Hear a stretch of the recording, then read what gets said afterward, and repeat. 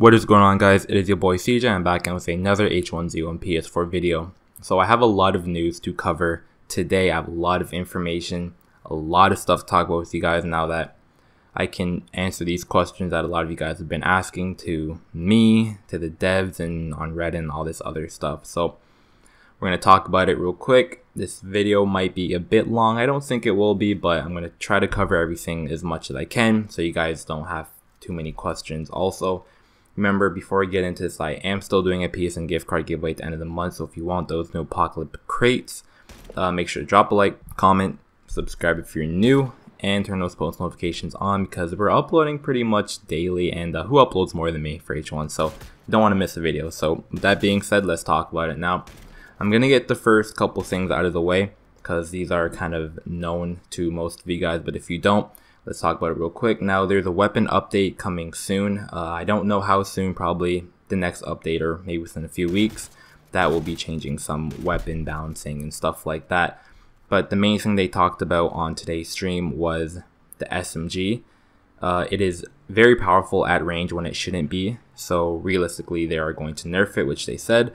Also, the crossbow does too much damage to the body. Like, basically just as much damage as it does to cars, which is just really overpowered. It's really easy to use, and it's obviously just kind of shit for the game, especially at the start. So they are looking to nerf that as well. So that basically covers all the weapons. They are obviously going to do some more stuff. They didn't talk too much about other weapons like buffing the AR or the scout rifle or anything like that.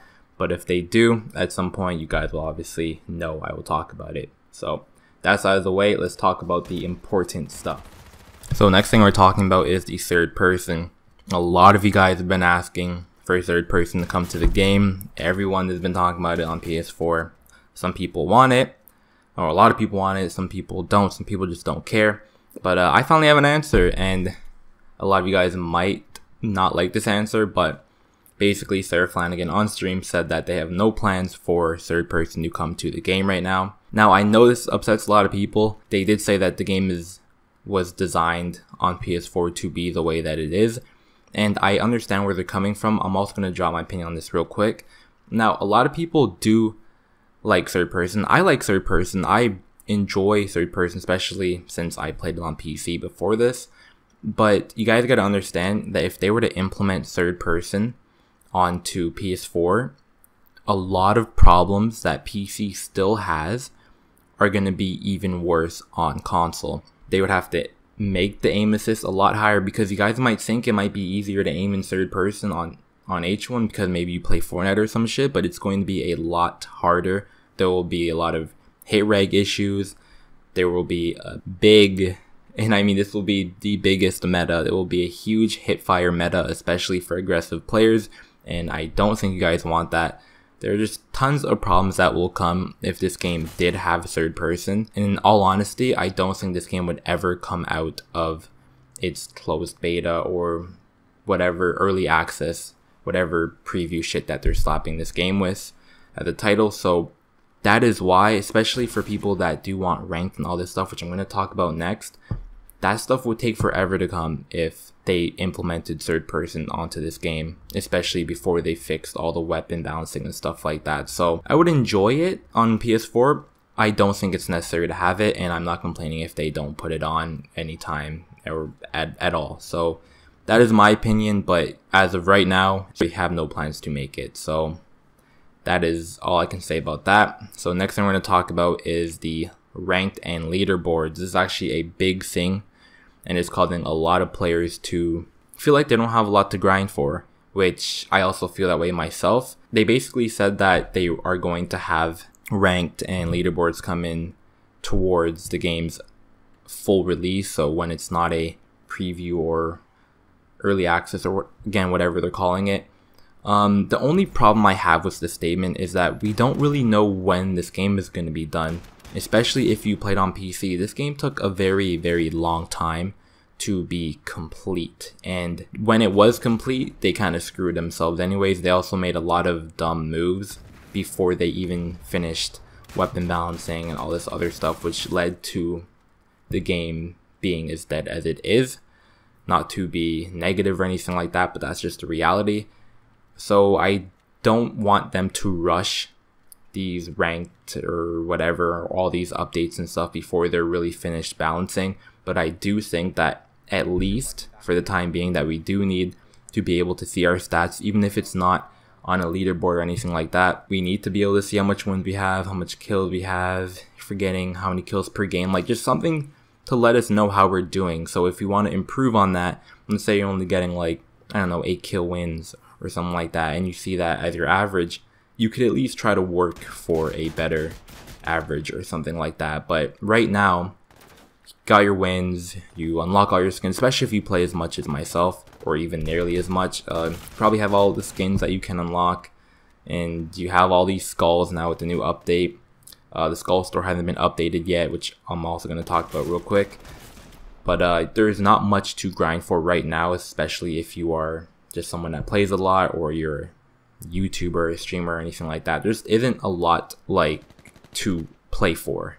And I play for the high kills, of course. I don't really play for wins like that. Of course, I have a lot of them, but I play for the kills. But in reality, that's not going to be enough to make me continue playing every single day, all day. Like, don't get me wrong, I still do now, but it will eventually get boring, especially when there's no real rewards from it. And like, if you're only getting skulls from getting wins, I don't think a lot of people who really aim for those wins are going to be too impressed for too long. So that's all I got to say about that. Now, the Skull Exchange store is going to be updated. Not sure when, but hopefully soon. I would assume in the next update, due to the fact that we have a lot of players have a lot of skulls. They've bought out the entire store. So yeah, for those players that play a lot, have like 1 million skulls, they want more stuff to buy. So they are definitely going to be bringing that into the game very soon. Some new backpacks and stuff like that. Hopefully, I don't know what it is, but of course there'll be some new stuff. So that will be good for the players that have a lot of skulls. Also, for the players that do have a lot of skulls and didn't receive them yet, they are working to fix that. I'm not sure if they fixed it yet, but they did talk on the stream that they are working to fix that. So I want to point that out very quick. So the last thing I'm going to talk about is the proximity chat. Now, I want this in the game personally. I know that there are mixed opinions. People want it, people don't. But the same reason they took it out during the closed beta is the same reason they are not putting it back in, or have no plans to, as they said.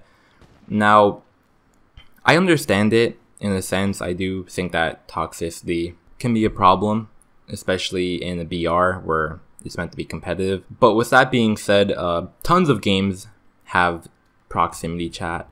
Division has it. And even before then, toxicity has always been a thing in any multiplayer game. You cannot get rid of toxicity just by not having the ability to speak. I say that to say that toxicity won't come out of this game by not having proximity chat. Like, even now, on H1, I get people who message me the moment after I kill them. They call me the N-word and all this other stupidness. Again, I don't really care because it's the internet. I don't get fazed by people talking shit. Or they come in my comment section and they start talking all types of dumb shit. And that's just gaming. Like, that's just something that I think a lot of developers need to understand, that is just how gaming is, and removing features that allows communication, stuff like that, doesn't make sense just to stop the few people or the small percentage of people that want to be toxic. But it can also be entertaining, not the toxicity part, but just the general communication. Like, getting into the pregame lobbies on PC when the game was popping back in its early access days was the funniest shit ever. It was the most entertaining thing. It made having long wait times in the pregame lobby entertaining. It made getting killed entertaining. It made killing other players entertaining. Like, that brings a lot of entertainment value to the game, having proximity chat. And the fact that you can turn it on and off just like in any other game. So if you don't want to hear people, you can just turn it off. I think that the game should have proximity chat. It adds a lot of entertainment value, especially for content creators, streamers, stuff like that. I understand it can be toxic, but you can mute, you can block, you can do whatever. Like, when I play, I have my Astros on, but my mic piece isn't even plugged in because I don't really play with people like that. I just kind of do my solo thing and whatever. So, but that's just me. Like, I know there's a lot of kids who play and you know, their parents get mad and stuff like that, but I do think that proximity chat is something that should be in the game just for the entertainment value of it. It'll keep a lot more players more eager to play. Even when they die, they can have a good laugh about it. They can talk shit. It just doesn't matter. Like, it just adds entertainment to the game, and it adds more reason to play the game. Getting killed 10 times over just by some random and you have no idea what's going on. He doesn't say anything to you or anything like that. You're just kind of talking shit to someone that can't really hear it or whatever, right? That will just make you get off. But like hearing like you getting killed and then someone saying this whole type of funny shit or whatever, that will, at least you can laugh it off and get back in the next game. That's kind of how I see it. So let me know what you guys think about all this stuff. You guys think these changes are good? You guys think that these changes not coming as a bad thing? Let me know what you guys think. And that's really about it. Hope you guys enjoyed the video. I'll see you guys in the next video. I have another video coming out for you guys very soon. If you are new, subscribe, like, comment, post notifications on, and I'll see you guys in the next one, man. And I'm out. Peace.